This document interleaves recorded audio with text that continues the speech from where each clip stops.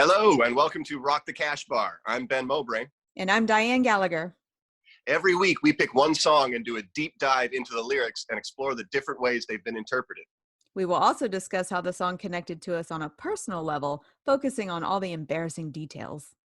Glad to have you here. Now enjoy the show.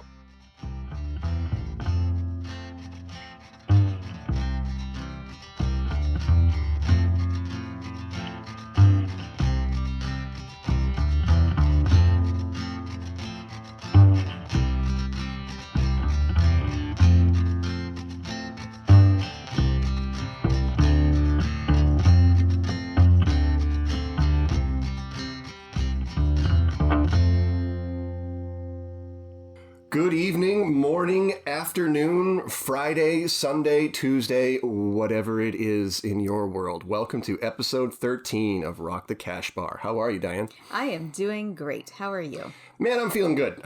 I went back to work yesterday.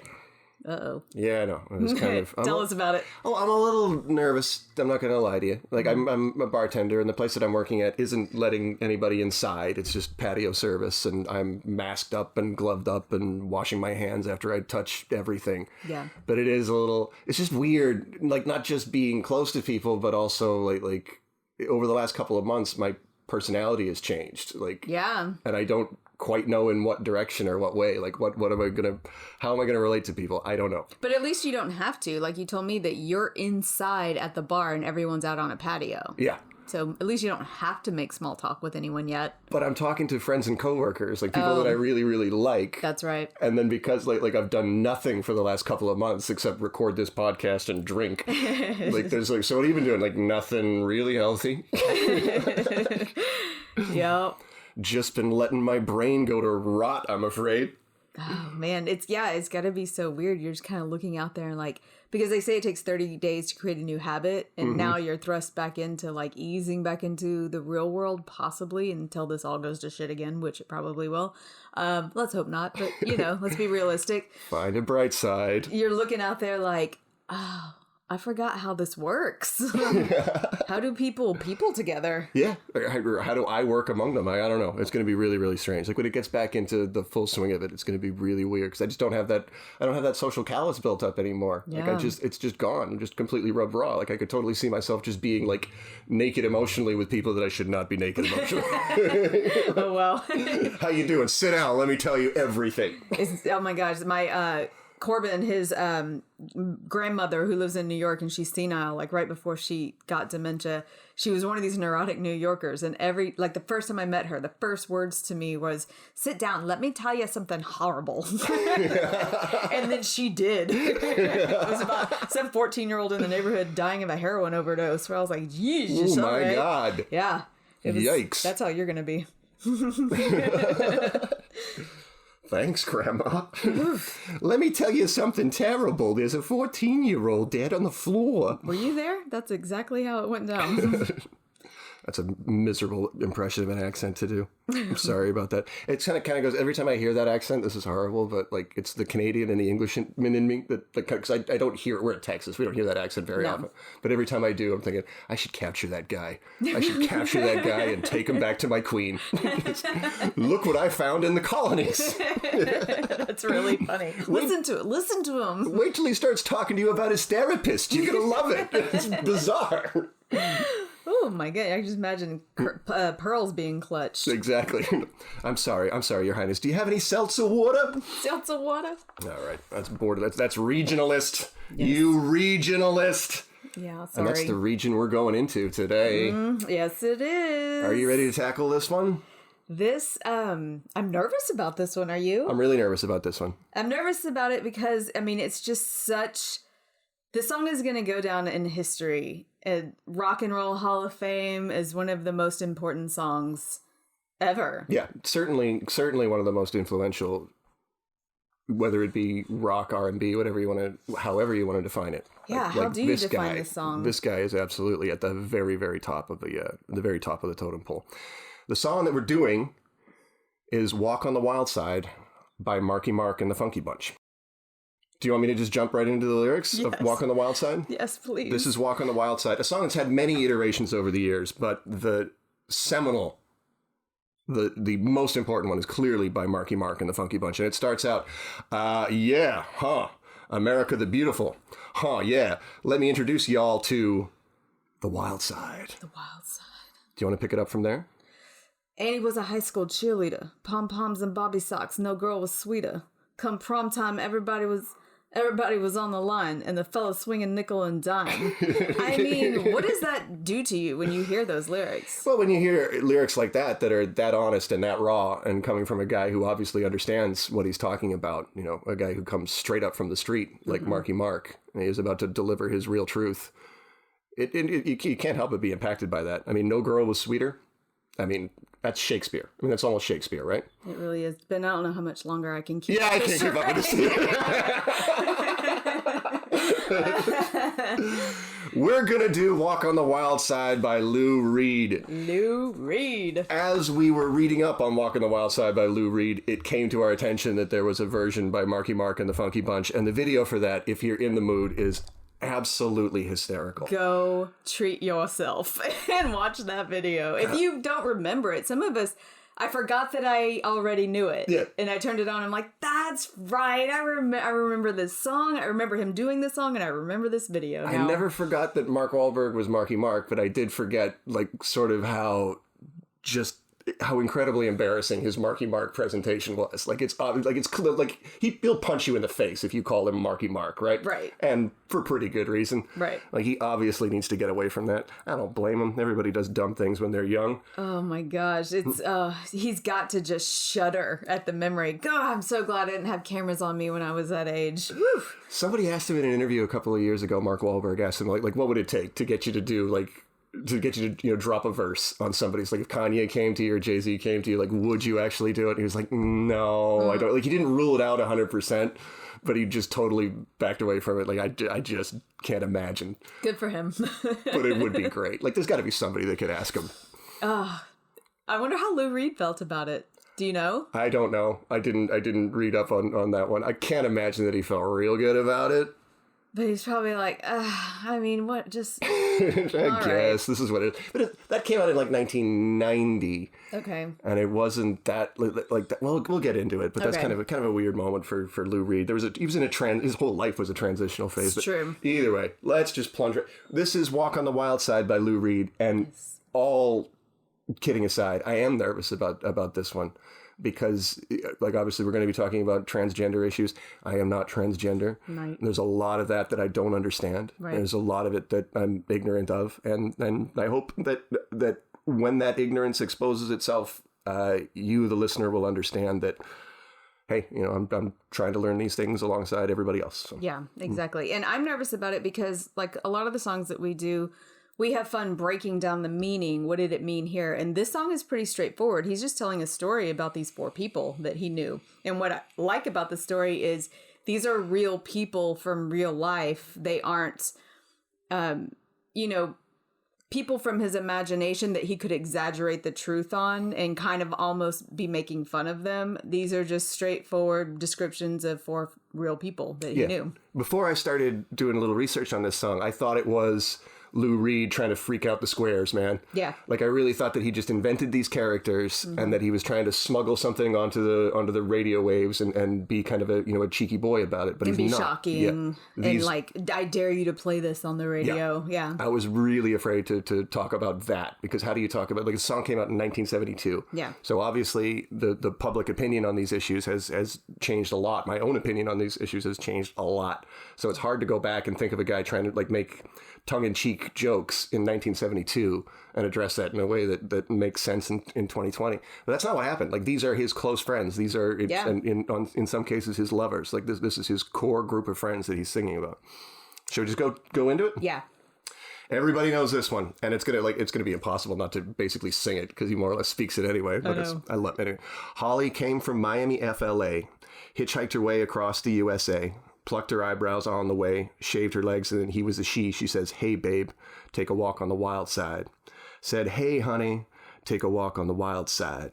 And this is the fun part about the way Lou Reed writes songs. Like, it's sparing, it's minimalist, it's not a lot of words. Like, he'll get flowery and poetic from time to time, but then it also, like, he stays super, super grounded. Yeah, it feels he can stay very formulaic too, and he doesn't like veer off. Yeah, and you're right there. Like, you're right there in the car with it. It's just little, like, hitchhiked her way across the USA. Okay, you know what that looks like. Plucked her eyebrows on the way, shaved her legs, and then he was a she.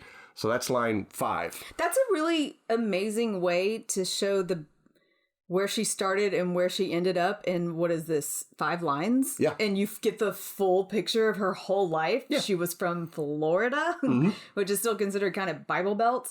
And then she turned into a man and went to New York. And when you hear the song, you can color and shade it and fill in the blanks any way you like. Yep. The real story is probably more fantastic than anything you could even imagine with it. Yeah. My sister pointed this out to me because she's a lot sharper and a lot more incisive than I am. But what she pointed out was that the way that Lou Reed uses the pronouns, like, let's go back through it again. It's plucked her eyebrows on the way, shaved her legs, and then he was a she. So even in 1972, this is pronoun correct. Right. Like, Lou Reed is using what we would call woke language. Right. But again, Lou Reed is writing about his friends. Like, he would never say that I'm using woke language or I'm trying to be politically correct. He's just talking about his friends the way they want to be talked about. Yeah, and that's probably how he met Holly, was a she. Yeah. He didn't know Holly in Miami. Yeah. Yeah, so. And never would have even considered it. It's like, right, you're a she. Done and done. Candy came from out on the island. In the back room, she was everybody's darling. But she never lost her head, even when she was given head. She says, hey, babe, take a walk on the wild side. Said, hey, babe, take a walk on the wild side. So there you go. Like, that's Lou. I was really afraid of this one because it was those lines. Like, every time I've heard this song, I always thought, that's gotta be the most shocking thing that anybody has, like, managed to smuggle into the top 40. Yeah, right? and a lot of people just played it as is. There were a few people that would take that line out, or I don't know if there was a dubbed version about the giving head part. There's a cleaned up version, okay. Yeah. And they also clean up the coda, you know, Okay. as he says later on, the line in the version that we all know is, and the colored girls go do do do Right. do do do do. He has there's a clean version where he said, and all the girls say Right. do do, which is probably the right way to do that one as well. Yeah, he wasn't woke on that line. No, not really. But that is like, they didn't know. Like, apparently that this was a big hit in England before it was a big hit in America. Right. And apparently the BBC either didn't understand the American slang of giving head or it just snuck through somehow. Oh, and then, you think? And then there it was. Little Joe never once gave it away. Everybody had to pay and pay. A hustle here and a hustle there. New York City is the place where they said, hey, babe, take a walk on the wild side. So there's another story. Yep, that's 2 prostitution stories in a row. Mm-hmm. Sugar Plum Fairy came and hit the streets, looking for soul food and a place to eat. Went to the Apollo, you should have seen him go, go, go. Said, hey, sugar, take a walk on the wild side. I said, hey, babe, take a walk on the wild side. All right, huh? I've always, I was looking into it a little bit, and I couldn't find anything that could back up my thinking on it. But what?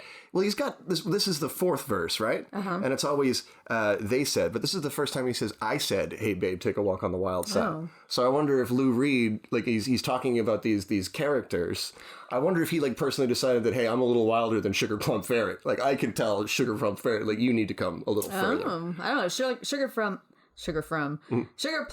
Fairy was, code for he was a drug dealer. He sold cocaine. Y'all, a little cocaine. The cocaine. Jackie is just speeding away. Thought she was James Dean for a day. Then I guess she had to crash. Valium would have helped that. I've heard it 2 different ways. I found in different. Valium would have helped that dash, and Valium would have helped that bash. Yeah, I have bash here. Yeah, I don't think it's a real significant difference. No. But kind of is. Like, Valium would have helped that bash, Valium would have helped that party, or Valium would have helped that dash, like Valium would have helped that escape. Oh, yeah. That's a different story altogether. Mm-hmm. I would imagine that's Jimmy Dean taking off in his car. So this is Walk on the Wild Side, and it's, like we say, or like I've said, it's the, what's the word that I'm looking for? Like, it's incendiary for a certain time. Yeah. Like, it's kind of shocking now. Like, I don't think you could get a song that says, but she never lost her head even when she was given head. Yeah, I mean, unbelieved on their air now. Was there anything else during the time with even as close to talking about transsexual prostitutes in New York? I don't think so. Yeah. You know, like, I mean, like other than the Velvet Underground themselves, Right. we were talking about, which is super surprising. Like I found a song as I was doing it, like Lou Reed. We should get into his backstory a little bit. Like Lou Reed comes from Long Island. Mm-hmm. His dad is a tax accountant, so he's pretty solidly middle class, right? Like we kind of have this vision of Lou Reed as this tough, you know, street level New Yorker, which he certainly was later in life, but he didn't start off that way. He started off in the suburbs. He had homosexual leanings when he was a young man. And his mom and his dad decided that the only way to deal with that was electroshock therapy. So he was like literally in like picture like the nightmare insane asylums. My Like that's where Lou Reed was. He had they would put the tongue depressor all the way down his throat. They'd put electrodes on his temples. What a nightmare. And they would shock the living hell out of him when he was just a teenager. At least he didn't get a lobotomy. At least he didn't. Because that was the thing they did too. We'd really be missing out, wouldn't we? Oh, God. Right? I hate to make that selfish. But man, there'd be so many songs we'd be missing out if they'd Thanks to his lobotomize parents Lou for Reed. just shocking him and not lobotomizing him. Good restraint. That's just good quality parenting right there. Yes. So Lou goes to electrotherapy, and then he ends up in ROTC in a boys' school, and he gets thrown out of there for allegedly holding an unloaded gun to the head of his superior. Wow. Which, like, every story I read just made it a point. Like, he was holding a gun to the head of his superior. Like, that would make a difference. Oh, my God. But anyway, he got thrown out of there, and or am I mixing up a story? Was that Lou? Yeah, that was Lou Reed. I don't know. There's a couple. I was reading about a couple of different ones, but yeah, but that one was definitely Lou Reed. Okay. He went to New York in 1964, and he got a job with Pickwick Records as like an in-house songwriter for like commercial jingles or writing songs for other people. And he wrote a song called "The Ostrich." Yes. Did you listen to it? Yes, I did. The Ostrich is great because it sounds like, to me, it sounds like, what's the name of the song in Goodfellas when Henry Hill first meets Karen? It's he walked up to me and he asked me if I wanted to dance. Yeah, it has very much that same vibe. Yeah, it's got that real like doo-woppy feel that Lou Reed was in love with as a kid. That's where he first started, learned to play the guitar and sing, was playing along to songs like that. And the Ostrich sounds, musically, it sounds exactly like that. But then, like, his voice is like the fully formed Lou Reed that we've come to know. Except that he's singing these corny, kitschy lyrics. Which is so bizarre. Yeah, about this. They were going to start this dance craze called the Ostrich. Right? So when they describe it, it sounds so weird. Yeah, but it is that weird because it's that late 1950s, like they walked up to me. It's exactly like that, but it's Lou Reed's voice. Yeah. And everything that we're used to hearing coming out of Lou Reed's mouth is in that voice, but nothing. Like you're not getting any of the heroin. You're not getting any of the New York street toughie. Right. Nothing. None of the androgyny. None of the sexual ambiguity. It's just him singing about dancing like an ostrich. It's bizarre. I wish I could find like a Jello Biafra doing the same thing. Like the lead singer of the Dead Kennedys. Like you never heard his early work, but he did a Colgate commercial. Like that would be so bizarre. Did he really do a Colgate commercial? No, I'm just saying how amazing would that be to find that and be like, listen to this. There's got to be things like that. Like Sheryl Crow was a backup singer on Michael Jackson's Bad tour. Right. I would love to find the footage of young Sheryl Crow doing that. I bet you can find that. I'm sure it's out there. So Lou Reed, while he's in New York, he starts meeting the cast of characters that eventually become the Velvet Underground. He's going to university, and he sort of falls in with the local poets. And he kind of comes under the tutelage of a professor who was a noted poet and essayist at the time, and that's where he learns his love of language. And all throughout his career, he would say that what he's trying to do is write the great American novel with his music. Okay. Like towards the time of his death, he was saying, if you take all of my records, all of my albums, you stack them up and listen to them chronologically in order, that's my novel. Okay. Like that's what he was. Well, it's a good formula. It's good to have that in your mind as you're working. Mm-hmm. Was he doing it his whole life? How effectively did he do it? I'd like to do that. That's what's like what you and I are doing is kind of absurd. Like you can't just sit down and like take in the whole career of Lou Reed. It's too big. He's too big a personality. The only thing that we can do is talk about how we react to it. Right. And one snippet of it at a time. Yeah. We're doing one tiny song out of his whole discography. Right. You know? We're doing Walk on the Wild Side. We're not going to do like Metal Machine music. I don't know if anybody can grapple with Metal Machine music. I don't think Lou Reed could grapple with Metal Machine music. I don't have the energy for that. I was really afraid. Like with Walk on the Wild Side, I guess I kind of misunderstood, and this is absurd to say, but I guess I kind of misunderstood how authentic Lou Reed is. Yeah. Because like his image was kind of aped by like the Ramones had the leather jacket and the dark sunglasses and everything like that. And I look at, I like the Ramones, but I also look at them and I think, well, this, like, you're all wearing the same leather jacket. You're like, this is clearly a decision you've made. Right. Like, this is how you've decided to present yourself to the world. This is your uniform. Exactly. And it's a little goofy to get together with 3 or 4 of your friends. Yeah. Take the same last name. And start. So I guess I kind of blame the Ramones for how I perceived Lou Reed. Well, aren't some of them brothers? Sure. Oh, you don't know the Ramones? I'm going to say yes. Yeah, there's some brothers in there. And to be honest, this is one of those things that when I say it out loud, like Corbin gets so mad. I'm not saying the Ramones are not punk rock. People, like, immediately when I say I don't like the Ramones, somehow I get in this argument about them being punk rock. I'm like, no, I didn't say they're not punk rock. They most obviously are. I'm saying I don't enjoy their music. Yeah.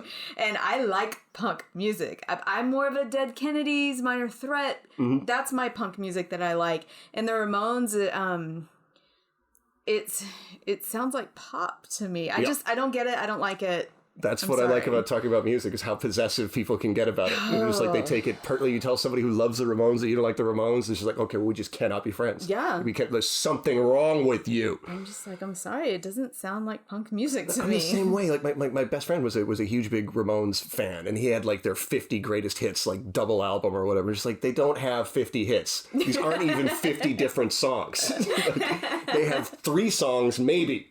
I know. Okay, we should probably stop talking about it before we drop listeners. My husband just pulled his Patreon support, I think. Throwing his cell phone through the window. Sorry. All right.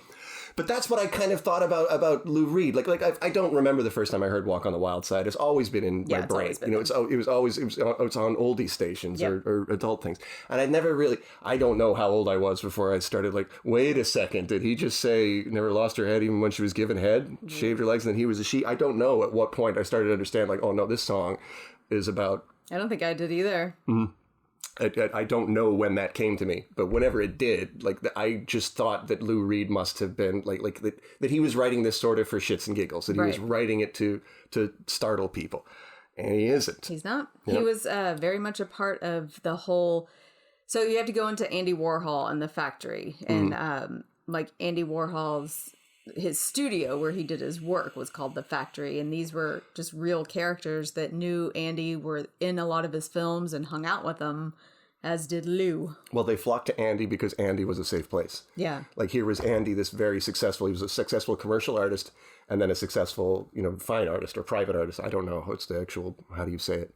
Yeah, I don't know. I don't know how to label Andy either. Yeah, I don't know the term. But he's like, he has this building, he has this safe place where you can go. If you're, and obviously it's a attraction, it's a siren song. Like what we forget about is like, Lou Reed says, he has got this quote where he says, the things that I've written about wouldn't be considered a big deal if they were in a movie or they were in a novel. Right. And that's probably really true for Walk on the Wild Side. When did Midnight Cowboy come out? 1969. Yeah. Mm-hmm. So we've seen this. We're not shocked by this. Yeah, but like 1960, like that movie kind of like you make a decision to go see it. Mm-hmm. Like you either have to go to the movie theater to see it or you have to rent it. Right. If Lou Reed, instead of being a musician, had become a novelist, which I think he certainly could have, right. and if he'd written Walk on the Wild Side about the characters that he met at the Factory with Andy Warhol, you'd have to go to the bookstore and buy it. You have to go to the library and then make a decision to read it. Songs work differently. This was forced upon everybody's ears. A 13-year-old girl listening to the radio could hear this. Out there over the airwaves. Yeah. And that's why, because it can reach anybody, whether you want to hear it or not. And that's what I think is the great thing that Lou Reed did with this. Yeah, and I can't believe there wasn't outrage. I mean, I'm sure there was a lot of parents was like, no, change the channel. But like, there wasn't, you don't remember the song as being controversial, as a massive outrage, you know? I think because it sounds so clean. Like it's produced by David Bowie. Right. So and rumor had it that Bowie was playing the saxophone solo at the end. It's not Bowie. Bowie had brought in his saxophone teacher when Bowie was a teenager. Apparently, the saxophone was his thing. That's a nice so little he brought bit in of his trivia. sax teacher to play it. But the rumor, apparently, everybody just assumed that it was Bowie playing sax on it. It wasn't. But that's why I think that's why I think that all the transgressions within Walk on the Wild Side kind of faded away. It was because it was so clean and so well produced and had that nice sliding bass line. So relaxing. I mean, I bet a lot of parents driving with their 10-year-old in the car weren't listening to the lyrics and just like singing with their kids, do, do, do, do, do, do, do, do. And they were just fine with it saying all the color girls said. You know? That was probably the first line that stuck out to people. Like, I don't know about that one. Everything else I don't understand at all. That one I think I've got some experience with. I want to tell people if they are interested in seeing some of the characters in real life. Let's see, I'm trying to find the movies that some of them were in. I know, let's see, Little Joe was Joe, and he was cute. I saw a video of him. Joe was Joe D'Alessandro. I don't know how to say that. He was an actor who starred in Flesh, a 1968 film about a teenage hustler. And let's see, who else was in a movie? Well, they all became like underground stars. Yeah. I mean, they all were. Like Holly Woodlawn. Yes. Was a very, very famous transgender performer. Right. She actually got arrested for she was pretending to be the wife of the French ambassador to the United Nations. Oh, that's brave. Yeah, pretty damn brave. Oh my gosh. So they arrested her and they take her to the women's detention hall, and that's when they discover that she's transgender. So she gets transferred into the male population. Oh. She is absolutely just an incredible story. She named herself after Holly Golightly in Breakfast at Tiffany's. Okay. So, Joe Campbell, who played a character by that name in Warhol's 1965 film My Hustler. So you can find the Sugar Plum Fairy Joe Campbell in that film if you want to look it up. That's a Flesh, Women in Revolt. There was the story of Candy Darling is kind of, I don't want to say exactly what you'd expect, but those are the words that have just tumbled out of my mouth. Like, her backstory is what you'd expect for a transgendered at the time. Okay. I don't quite know how to use the language. She was born a boy. Right. And wanted to female. So she would dress like a woman. And of course, she'd just be relentlessly bullied in high school. And in fact, a group of boys tried to lynch her at some point. When she was a teenager, her mother confronted her because there's all kinds of rumors in the neighborhood about how she likes to dress up like a girl and she's hanging around, gay bars. And that's when she goes into her room and puts on the full Candy Darling regalia and then comes into the room and performs what we would now, or even then, call a drag show for her mother. And apparently that's when her mother just went, okay, well, Jimmy's gone. Like, Candy is far too beautiful and far too talented. This is my daughter. That's amazing. Yeah. Real quick, me and Corbin talked about this. Are you a Hedwig fan? No, I haven't seen it, no. Oh, Ben. Okay, I'm going to wait.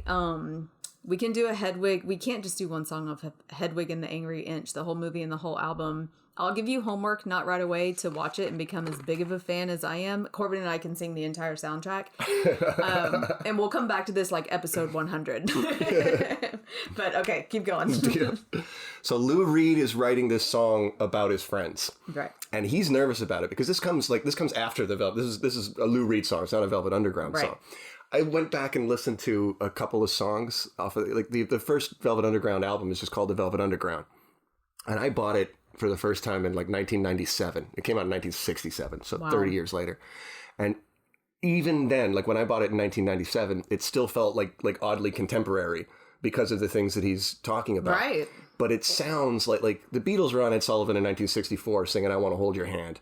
And it's 3 chords and it's that jangling sort of thing. And that's what you get on the first Velvet Underground record. Like, it sounds, musically, it sounds really no different to me than Really? early Beatles, early Elvis Presley. I have to be honest, I never listened to Velvet Underground. Oh, you're missing out. That'll be my homework. You need to, like, this song, like, there's a song called, I was thinking of the song called There She Goes Again, right? And it's, the lyrics to it, it's entirely about a prostitute, but it's just, there she goes again, she's down on her knees, my friend, you don't have to ask her please again.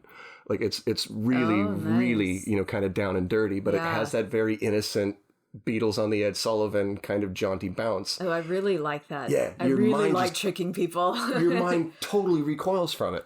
But then there's a song, I know you know this song, but Venus and Furs is on that song as well. Is on that album as well. Sing it as part of it. Shiny, shiny, shiny piece of leather. It's like this 9-minute S&M gender bending. Why don't I know this? I would love this. You do know that song. I guarantee you. It's in your mindscape somewhere. You just might not know that, like, oh, that's the Velvet Underground. Okay. And you probably, because I didn't, like, you might not place it in time correctly. Okay. Because it would sound like, it can kind of sound like it's from the mid-'80s. You know, it's just like, okay, well, this is darker Depeche Mode. Oh, okay. Okay, I'm just going to have to do it on my way home, on the drive home. But it's the Velvets in 67. So this is like the kind of crazy thing that happens to Lou Reed is he's Lou Reed, so he's cantankerous, and his brain's been electro-shocked, and he's got bisexual or pansexual tendencies. He's attracted to trans women all at a time when none of that is even remotely acceptable. Well, that's what I was going to ask. Like, these weren't just his friends. He's attracted to them? Yeah. Okay. Yeah. In the 70s, he lived with a trans woman named Rachel. Okay. And it was, you know, much to the chagrin of his family and certain of his friends. And she's actually on the cover of one of his albums. I forget the name of it. I'm sorry. That's all right. So he's definitely, like, he comes from this nice suburban family, but I think because of his sexuality, he's sort of forced onto into the streets and into the sort of the arms of these people that he's attracted to. And then, like, with this song, he's trying to provide a safe space for them. Like me, Ben Mowbray, soft man from the plains of Canada and the Texas suburbs, like, I seek out Lou Reed and the Velvet Underground because I like the danger. Right. You know, like, I want to listen to stories that I'll never be close to. I want to hear him sing and talk about situations that I'll never be in. Right. So that I can feel a kind of closeness to it. But he's doing it for the entire opposite reason. Like, he's doing it to provide safety to those people, to provide protection to those people. He's being big bad Lou Reed, taking care of his crew. Right. Of marginalized and endangered people.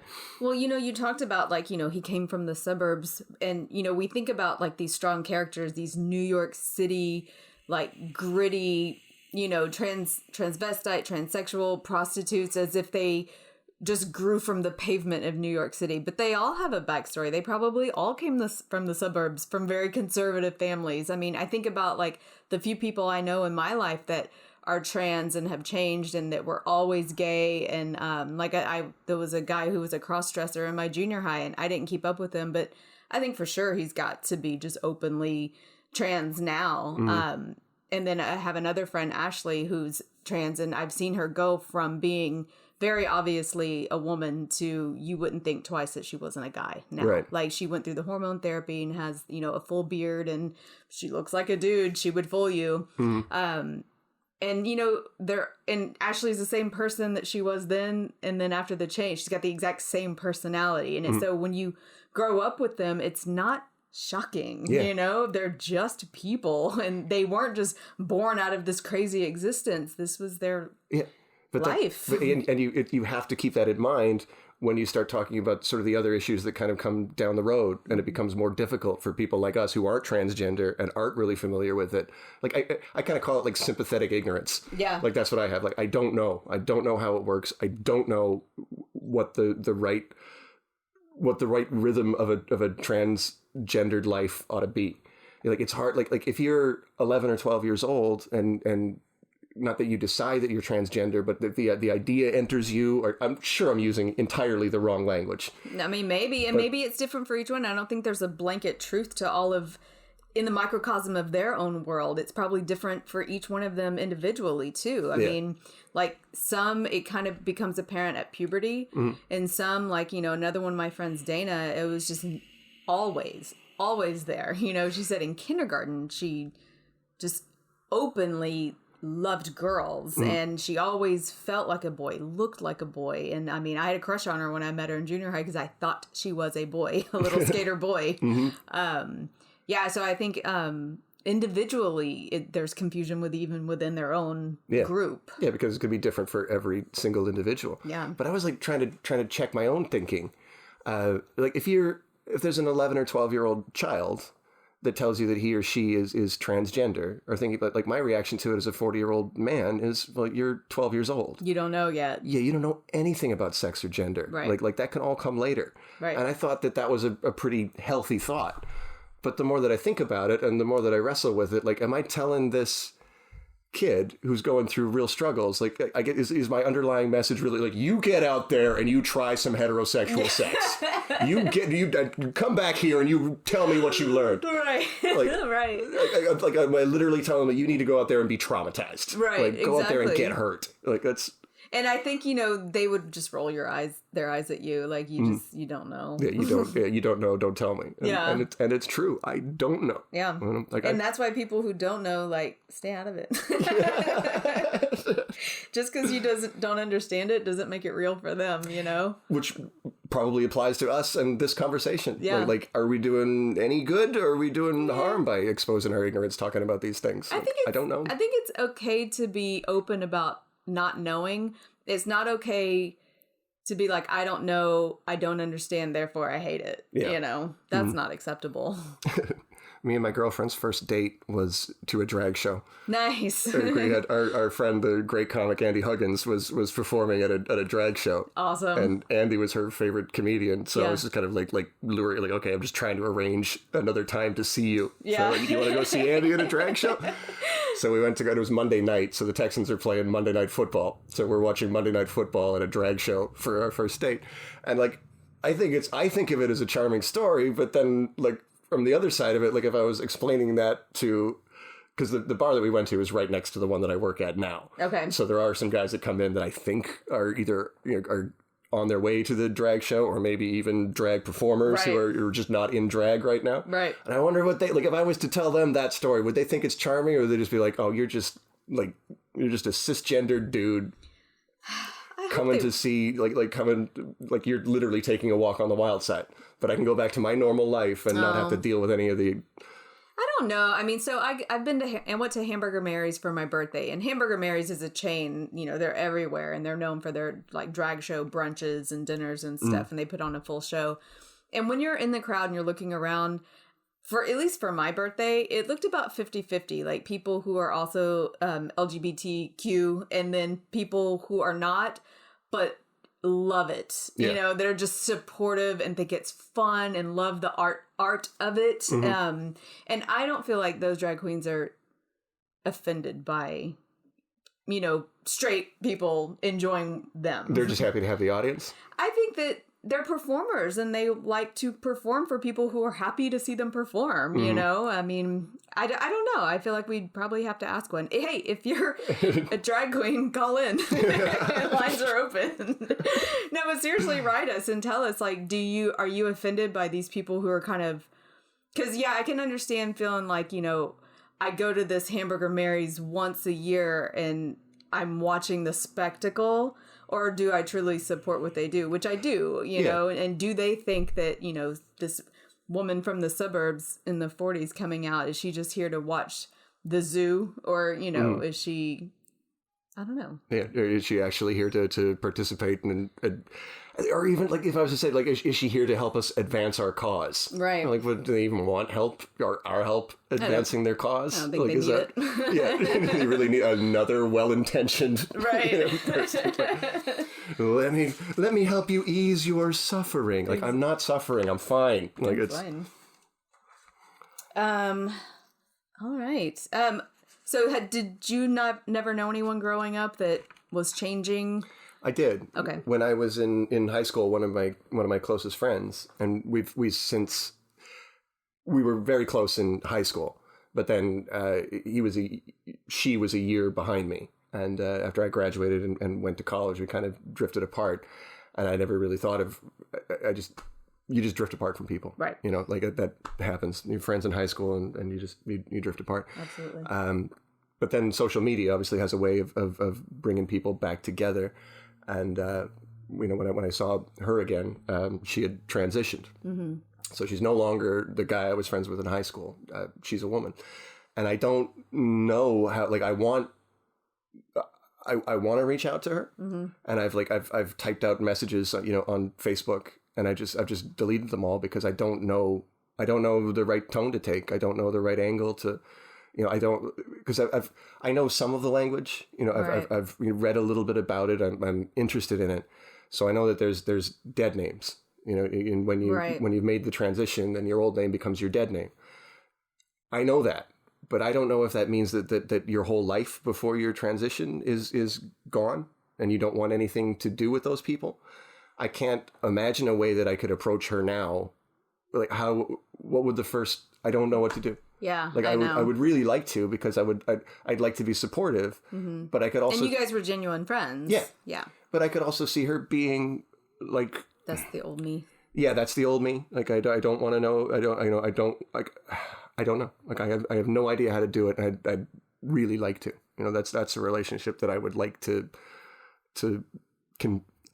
continue somehow, but I have no idea how to reestablish it. Like I don't even like doing it with people that don't have that dramatic a life story. Right. Like it's really kind of strange to approach people, to come out of the past, just come wandering out like, hey, I'd like to talk to you again. Right. There's no rule book on any of this, and I don't know why it made me think of this, but say someone had someone die, and no one ever knows what to say to that person, and then I have found out from people who have, say someone, their brother died. Yeah. And I've heard one of my friends go on a podcast now and be like, this is what you don't say to them. Yeah. And I was just like, thank you for telling me that, because like, I have no idea. You just don't know what to say to them. And there's certain... Well, I mean, what's the advice? I think one of them was like, when they say, if there's anything I can do for you, let me know. That's putting the work on them. Yeah. They're already so fraught, and they're like, just do it. Bring a casserole to their house, do the thing. And another one is, they're like, I'm sorry, I know you probably don't want to talk about them. And they're like, no, that's all we want to do is talk about them. We don't want them to be forgotten. Mm-hmm. We love to keep their memory alive and stuff. But I think one of the biggest ones was like, don't put the pressure on them to be like, let me know what you need. It's like, no, just bring them something, that they probably need. Mm-hmm. Oh, I don't know. Like, it's so hard navigating this life sometimes, where you're just like, when as someone who truly doesn't want to be offensive and do the right thing, but has never been in the situation and is just ignorant to how to act. Well, that's what I think. You just have to be defenses down. Like you just have to just go, look, there's things I don't know, and it's fine. Like there's nothing wrong. It's a weird sentence, but there's nothing wrong with being ignorant. Right. As long as you acknowledge that you are ignorant. Exactly. Like, and don't get upset if they tell you this, you said something that was wrong and offensive to me. Just be open to it and be like, okay, tell me what it was. Mm-hmm. And that's like, I probably wouldn't think that way if I didn't have a song like Walk on the Wild Side to humanize it. Yeah. To be a little, and it's strange that the title is Walk on the Wild Side, but it sort of has to be. Yeah. Like it shouldn't, like Walk on the Wild Side is kind of like, hey, come out and see the freak show. Yeah. But that's obviously not what he's driving at. Like he's writing about these characters with a lot of, and they're not characters, they're real people. He's writing about these people with a lot of love. And he said like when he recorded this song in England. Like I didn't know that. Yeah, it was a weird moment in his life. Like he leaves the Velvet Underground, cantankerous Lou Reed leaving in a fit, and but he's written these songs, so many of these songs, Venus and Furs, Femme Fatale, There She Goes Again, like all these just like real classic songs that went on to inform everybody. Like all the bands that I love, R.E.M., U2, Patti Smith, they all cite the Velvet Underground. There's a famous quote from Brian Eno where he said, look, the Velvet Underground only ever sold 30,000 records, but everyone who bought those 30,000 records went and started their own band. Like it's just a great music quote. And it's 100% true. So that's who Lou Reed is in 1970 when he leaves the Velvet Underground. Like he's already recorded this music that's going to make him legendary, and it's going to make him live forever, and it's going to live in the hearts of musicians who are going to create their own music. It's the tree spreading out. He's already done that. But he leaves the Velvet Underground in 1970, and he moves back in with his mom and dad and takes a job as a typist at his dad's tax accounting firm. Oh my God. For what's now like $200 a week. Like this guy is already a rock and roll legend, and he's moving back in with his mom and dad. Is he depressed about it, or is he okay with it? I would think so. Yeah. I mean, these are the people He's not one of these things where you're just rolling off of him. I'm just doing this now. These are the people who electrocuted him. I forgot about that part. And if he comes in the door, they like, "What's up, old Sparky?" I mean, to be crass about it, I hope you're not holding any grudges there, son. Apparently, it didn't do anything. It didn't work. Hey, type these up. Double-spaced pages. Thank you, son. I love you, buddy. So he starts recording, like he's got his own album, Lou Reed, self-titled album that comes out and does nothing in America. Just there's no impact whatsoever. But that's around the time that Bowie starts to pick him up. He starts to pick up the Velvet Underground, right? Bowie meets Lou Reed, sets him up with I think it's RCA, the record company, and they send Lou Reed to England to record Transformer, which Walk on the Wild Side is on, right? And also Perfect Day with David Bowie and some of the band members Mick Ronson. Yeah. And some of the band members from Yes, and everybody is shocked at the impact that Transformer makes, and specifically Walk on the Wild Side. Right. I mean, you only have to listen to the song once to go, they're not going to play that on the radio. There's no way they're going to play that on the radio. But they do. It goes a long way up the charts, and it makes Lou Reed's career. It's great. It becomes the song that he was known for until around, we were talking about it earlier, until around the 90s when Perfect Day starts making a comeback. It's in a couple of commercials, and of course it's on the Trainspotting soundtrack. That's where I kind of I knew Lou Reed's name because I'd read like rock biographies where they're talking about their influences, like REM and U2 cited Lou Reed quite a bit. I just hadn't looked him up at that point. I was only 16. And then, the Trainspotting soundtrack came out, and that was kind of my entry into a lot of that music. That's where I met Iggy Pop. That's where I met Lou Reed. A lot of people. It opened the door for a lot of people. Yeah. I didn't know how legendary he was, but apparently, as artists do, like we saw Eddie Vedder do this with Black a couple of days ago. It might be your best song, it might be your most beloved song, but eventually you come to hate it because of the way that people interpret it or misinterpret it, or you're so possessive of it that you hate the way that other people are treating it. Apparently Lou Reed felt that way about Walk on the Wild Side. So when Perfect Day started to kind of ascend 20 years after he'd recorded it, because he wasn't playing Perfect Day in his concerts, he dropped Walk on the Wild Side out of the regular playlist and put in Perfect Day instead. Did people get really mad about it? I don't know if they even noticed. Really? Well, by that time, he's probably meeting a whole new generation of fans. Oh, that's true. Like, I think if you went to a Lou Reed show in 1997 or 98 or something like that, you'd probably see a bunch of like people in their early 20s or late teens, and then a bunch of a couple of like old heads and stuff like that. But I think people had kind of like moved. Lou Reed is he's a generational guy. Right. It's like Metallica and the Black Album. Right. Like, how is that still selling? Because there's new 13-year-olds every year. Yeah. Like that. I think Lou Reed kind of occupies that sort of space. We're just like, these new music heads, these new intellectuals. Yeah, that makes sense. Keep finding them over and over and over again. And that's the magic of music. But it's like thinking of the Beatles on Ed Sullivan in 64, and then where they wound up just 4 years later, like in 68, when it's all trippy and it's all psychedelic. Dramatic transition. Yeah. I'm not saying that owes to Lou Reed, but everybody was trying to catch up to Lou Reed. Yeah. Like, you go listen to the early Velvet Underground records and think about what else was going on top 40 wise, or what was popular then. Like, the Rolling Stones are doing some cutting edge stuff, and they're rough and tumble, but they're not singing about drag queens. They're not explicitly singing about heroin. I mean, they are, but it's couched. Do you know what I mean? Like, Lou Reed is just out there just going, I am from the streets and I want to put a spike in my vein. Yep. It became very popular, this major shift of we have to leave bubblegum 50s way behind. Like, no one can make music like that anymore. It's got to go trippy and dark and seedy. It feels like everyone made that shift. Yeah, but how fast it happened is kind of remarkable. Like I would love to talk to somebody much older, somebody who was like in their mid-20s in the 60s. And to ask them, because all we're left with are sort of like the top 40 hits and the big hits. I would love to talk to them about the bands that we've all forgotten. I'll give you Corbin's dad's number. I think he has lived musically very aware of music through that shift. Yeah. And he listens to this podcast, so give Ben a call.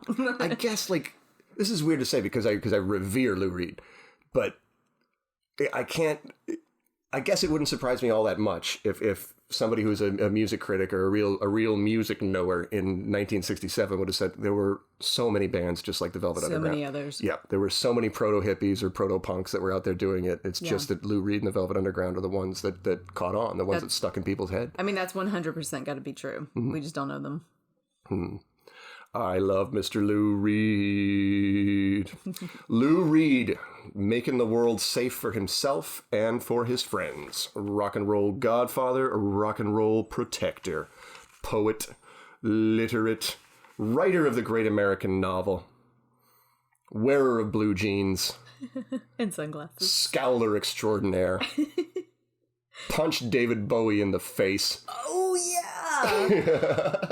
I forgot that I read that, and then I didn't write it down in my notes. They got into like a drunken brawl. Yeah, apparently in the late 70s, and it's from everything that I've read about it. I read 3 or 4 different versions of it. It's exactly what you'd expect. Like it's just two guys who are just absolutely bent on drugs and booze and success and their own artistic rivalries and stuff. And I guess, like, depending on the cycle of the evening or the cycle of the drugs, apparently David Bowie had told Lou Reed, like, you need to settle down. That's what it was. He told him he needed to calm down. He wanted Bowie to do something, like, collaborate on something, and Bowie's like, we can, but you need to calm the fuck down first. Like, stop doing as much drugs or drinking or whatever. And then Lou, like, flew across the table at him and punched him. And they got in a fight. Yeah.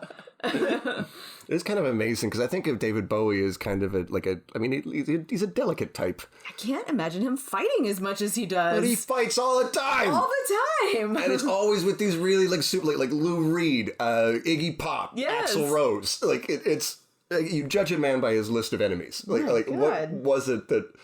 But then could stay friends with them afterwards because they just loved him so much. You can't just hate David Bowie forever. That's what I wonder. Like you only use violence as a tool if you think it's going to be effective. So I wonder if all of those guys, just like looked at thin little cute David Bowie and thought, yeah, violence is an option for me in this situation. It's not like they're trying to get mad at Mike Tyson or something. Yeah, like Iggy Pop for all his getting stabbed on stage and everything like that. Like you don't hear it the other way around. Right. It's not oh yeah, David Bowie wanted to fight Iggy Pop. That's not the way this works. That's not how that went. Well, yeah, that's not how that went down. That's not the direction bullying goes in. Okay, I can't remember. Do we do guilty pleasures before Dressed Up Like a Douche? I'm so tired. It doesn't matter. We can do it any direction. Okay, let's do Dressed Up Like a Douche and get that out of the way. This one comes from another man with the last name of Reed. And I didn't even realize I was doing that till I read it. This is from Ken Reed, and Ken Reed is the previous owner of the Joke Joint Comedy Showcase in Houston, which is no longer there, R.I.P., but this was actually sent from his wife, Becky, kind of just tattling on him. And Becky does a podcast with our friend Sara Wessling, who does the Guilty Pleasures. They have a podcast together, and they talk about movies, about being mothers, and what's going to be appropriate for their children to watch, which is pretty great. Anyway, Becky's tattling on Ken, and do you know the Alanis Morissette song Unsent? I don't think so. I couldn't remember how it went either, but it's a song that, each verse she's writing to a different boyfriend that she used to date, hello, Jonathan, and then saying, she talks about their relationship. Mm-hmm. Anyway, I was hoping you would know it because I couldn't remember it either. But anyway, the line that he misunderstood, the line goes, but I could never really feel relaxed and looked out for around you, though, which is a weird, mouthful of words. Mm-hmm. But what Ken heard was, but I could never feel relaxed and let a fart go around you. Which is really funny because the song, I just looked at the lyrics briefly and listened to it, and each, like I said, each verse is a snippet of a letter she can write to her former lovers. No. And this is what I was like with you. And for this one to be I just could never fart around you. If I'm ever around Alanis Morissette, that's all I'm ever going to be. Hold it in, Ben. Don't humiliate yourself in front of the Canadian Queen. That's so funny. Do you fart around your girlfriend? No. No, Corbin will not fart around me. We've been together 15 years, and he does not pass the gas. I don't even like fart jokes. No. I don't even like the word. It's just... It. Well, you and my son would not get along. Yeah, no, Corbin, he doesn't like pooping around me. And there's so many people that are shocked by that. Or like some couples are so close, they just jump and fart on each other. Where I'm like, yeah, no, we keep that separate. No, can't do that. Can't do that. Won't do that. Probably wouldn't ask you over to dinner if I saw that you're a couple that does that. No. Okay, look, this chair, when I move, it sounds like I'm farting. Hold on, let's see if I... Every time I move in this leather chair, it sounds like I'm farting. That was perfect timing, chair. Okay. Ben, do you have a guilty pleasure I have a guilty pleasure, and I'm kind of cheating with my guilty pleasure. Okay. Guilty pleasures. My guilty pleasure, and I do, like, I'm not even kidding. Like I will turn this song up. I will roll the windows up first, but I will turn this song up if it comes on, or if somebody's like if a radio DJ is like making fun of it, or I'll still turn it. Good Vibrations by Marky Mark and the Funky Bunch. Good vibration. That does rock. It really does rock. Like the video with Marky Mark doing his bench pressing under the bridge in the rain. Feel it. Yeah. Like, obviously that's ridiculous. It's kind of a jam. I get it. It slaps. Can I say that? I know I'm old. It slaps. But Good Vibrations does still slap. Well, good for you. I was honestly trying to think of a Marky Mark song for this, and then I was like, nah, I don't want to do that, but I'm glad you did. All right, my guilty pleasure song is, and I asked Ben about this earlier, I wasn't for sure, but my God, I think it's still considered yacht rock. Apparently, I'm just going to have to just give in and buy a whole yacht rock album, but mine is Boston's More Than a Feeling. It's more than a feeling. More than a feeling. That just makes me want to buy like a light beer. That makes me want a lager. It does. I like these. I don't know. Something about like, was Boston 70s or 80s? It feels like an 80s song to me, but I'm not even sure. Yeah, I would say late. I would 79 or 78. I'm basing that on absolutely nothing. But I like that voice that came through during that, like, 75 to 85 like rock, where it's just like these guys with these like, I don't even know how, I'm not musically inclined to know how to describe this voice, but it just carries. It's very... yeah, it's the wide open, breathy, like, journey. Yeah. Steve Perry. Yes. That kind of the big full-throated thing. I guess there's trends in that, too, because there was a moment where, like, if you wanted to be... You had to have, like, the Axl Rose didn't start it, but I think he, like... put the cap on it, right. Like that high-pitched, incredible feral scream. Yeah. And then, of course, in the early 90s, Eddie Vedder comes along with his big baritone. And, that roller ushers coaster in, drops. Yep. Bringing it down a couple of octaves, and that brings up Stone Temple Pilots and Creed. Yep. Oh, Creed. Yeah, we went from, like, the metal hair bands of, like, like, sounding like Mariah Carey down to grunge. Yeah. It's weird that the trends are like that. Like, looking back on it, they're that easy to recognize. Like, we really did just go from high-pitched male voices to lower timbre male voices. And then we act like it was like a great big sea change in the history of music. We're just like, no, you just went from one extreme to the other. The pendulum doth swingeth. It always does. It happens in politics. It happens in music. It's like we can't just ever land on a comfortable middle. We have to go like, way the fuck over there to way the fuck over there. It swingeth from the Guns N' Roses all the way to the Creed. It's crazy. And then back again. Well, then, because from there, then I think it probably... I guess it's in vocal trends, then probably the next big one to come up would be like Chris Martin and Coldplay. And then it becomes like not only is it kind of high-pitched and falsetto again, but like the masculinity has now been taken from it. Yeah, I mean, because then in the late 90s, we went to boy bands pretty hard again. Yeah. NSYNC and Backstreet Boys. Mm-hmm. Yep. Ooh, it's a wild world out there. Guilty pleasures. All right, you guys. I know I'm not going to skip it this time. Thursday, Patreon song. Ben and I are going to dive into something we both aren't very knowledgeable in. I mean, everybody knows it. Everybody knows this. But us particularly, I'm kind of excited. So for Thursday, our Patreon members are going to vote on these 3 songs from Beyonce's Lemonade album. Yes. I think we may have perked some ears of some younger people who are finally like, yeah, now you're doing some songs I know. And we don't. So they are going to vote on Don't Hurt Yourself, All Night, information. Yes, I would like to say thank you to my personal beehive, Sarah Troxel, Alina Van, and Krista Monster, for informing me on these Beyonce choices, because I wouldn't have known otherwise. I'm excited to dive into this. I've been wanting to watch Lemonade. I mean, you can't live in Houston and not love Beyonce. That's true. Like, you know, she's the queen of Houston, not only the whole world, but very much Houston. I worked downtown. She was doing a concert at the baseball stadium, whose name escapes me right now.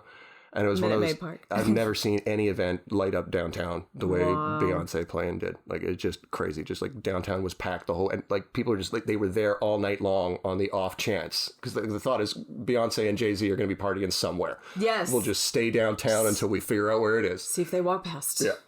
Oh, how fun. All right. So Don't Hurt Yourself, All Night, and Formation. Those are the songs. So I'll do a little cleanup work here. If you would like to join our Patreon, go to patreon.com/rockthecashbar. We only have one tier and it's only $5 a month. And with that, you'll get some cool Rock the Cash Bar swag, which I finally got delivered and we'll be mailing it out this week to our Patreon members. You also get a chance to vote on Thursday songs, which is a great perk. We have a Spotify playlist. I posted the links on Twitter and Facebook, and I'm going to see if I can get it on our website too. And if you guys forgot that we have a website, it's rockthecashbarpodcast.com. Thank you everybody for tuning in. New episodes every Monday and Thursday. If you have a misheard song lyric you'd like us to read on the podcast, email us at rockthecashbarpodcast.com or tweet us or send us a Facebook message. You can find us on all the things. So let us know. And thank you guys and see you on Thursday. And don't ever give it away. Not even once. Vogue.